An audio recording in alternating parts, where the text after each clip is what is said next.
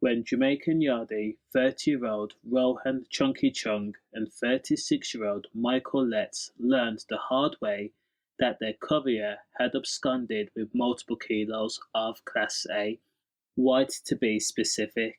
Rohan Chung had flew into a rage that would result in wiping out 3 members of his victim's family. Gangster Rohan Chung was a Jamaican citizen whom settled in the UK. Now, Rohan had set up an import business.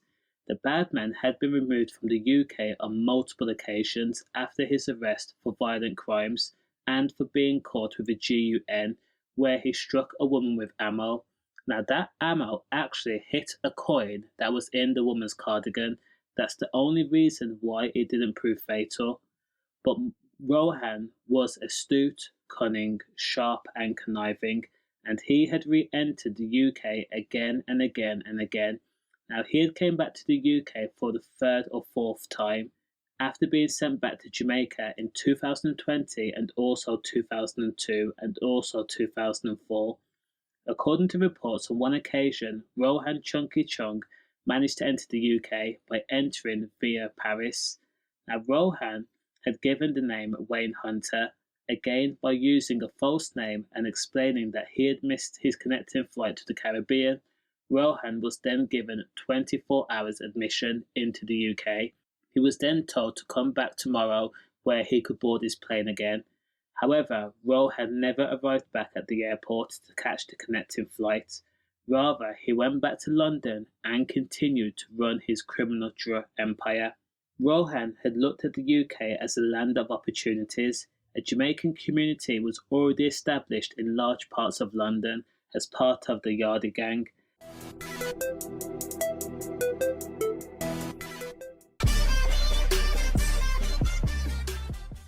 And these gangsters had controlled and dominated large parts of the Class A trade.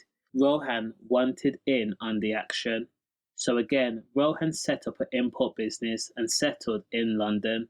He had then paid Morgan Morrison to act as a courier. Now, Morgan Morrison was tasked with taking trips to Jamaica and securing kilos of Class A and then bringing it back into the UK and then to an address that Rohan had directed him to. And in order to make sure that the drug was transported to the correct location and the quantity of kilos were not slighted, Rohan Chunky Chung had directed his right-hand man, Michael Letts, to accompany Morgan Morrison. Now, Michael Letts was classed as an enforcer as well, and he accompanied Morgan on the flights. Now, Michael Letts had came to the UK on a student visa, but through his friend, drug crime boss Rohan Chung, he had also accessed to forged passports. Now, sometime before August 2005, days before the brutal end of Morgan Morrison's sister, Connie and Lorna Morrison, and their stepdad, 62-year-old Noel Patterson, who worked as a cleaner, Michael Letts had been on the same flight back to the UK from Jamaica with Morgan Morrison. The two men went their separate ways after arriving back in London. Now, Rohan then received word that the white had not been delivered to the specific address that was given to Morgan Morrison, and then Rohan phoned Michael and asked him, did Morgan arrive okay? Michael confirmed that Morgan was back into the UK. Now, Rohan gave Morgan the benefit of the doubt at first, despite 4 kilos of Class A missing. Now, after all, Morgan Morrison knew the type of person that Jamaican man Rohan Chung was. Now, Rohan was the definition of a GUN man. So Rohan tried to call Morgan Morrison again and again and again.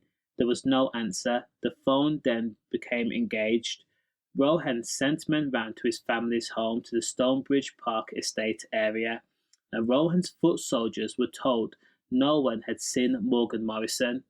Morgan Morrison was officially classed as missing, and right there and then, Rohan had decided that Morgan Morrison had ran off with the white, kilos that were worth upwards of £400,000. Rohan Chunky Chung could not understand how Morgan Morrison was brave enough to cross a yardie gangster. Morgan was just a courier, the bottom of the hierarchy when it came to the criminal organisation.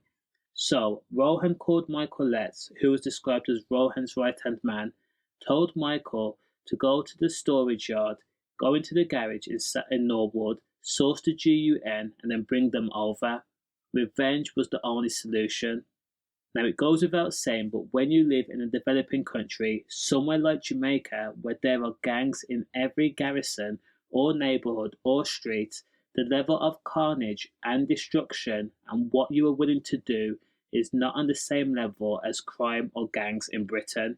These gangsters have to contend with more attempts on their life, more vicious incidences, so you can only assume that Morgan Morrison had no idea that Rohan would kill 3 members of Morgan's family in the most cruel way in order to send a message and to get revenge. The Old Bailey heard that Rohan Chung had organised the hit, but the prosecution also says that they believe that Michael Letts may not have known what would happen and the night would end up in a Triple M. So in August of 2005, a group of masked men took the front door off of the flat in Stolbridge Park estate a little after 2 a.m. 27-year-old Connie Morrison and 34-year-old Lorna Morrison, Morgan Morrison's sisters, had been found in their bedrooms. The women were literally dragged from their beds and then bound.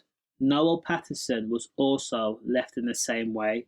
Now, the stepdad had been struck repeatedly. The family were asked a simple question, and that was, where is Morgan Morrison and where is my Drew? Now, this was a question that the Morgan family could not answer. Now, it's never been proven who actually pressed the trigger on the pistol, but the woman and the stepdad were struck with AM. Not once, not twice, not even 5 times, not 6 times either, 8 times in total. And guess what the area where the targeted was? The head. This was a execution. When family members raised alarm, Lorna's 8-month-old was found crawling in a river of red by Lorna and Connie and the stepdad. At the Old Bailey, the crime was described as truly appalling. Now, all signs point to the fact that Lorna, Connie, and Noah were completely innocent, but they were targeted and then killed as a very public message to send to rivals, other gangs, and more specifically, Morgan Morrison, as to say, this is what happens when you run off with my things. But Michael Letts and Rohan Chung were arrested by the Met, and then they were charged with the Triple M.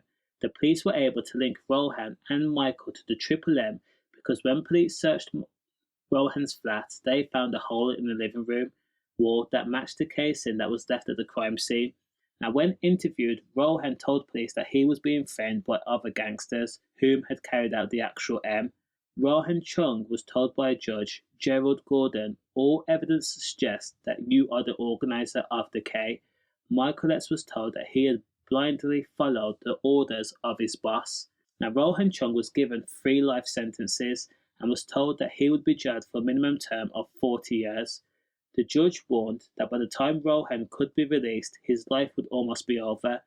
The judge also says that there was some doubt of his actual real name, but when he's released, he'll be going back to Jamaica immediately.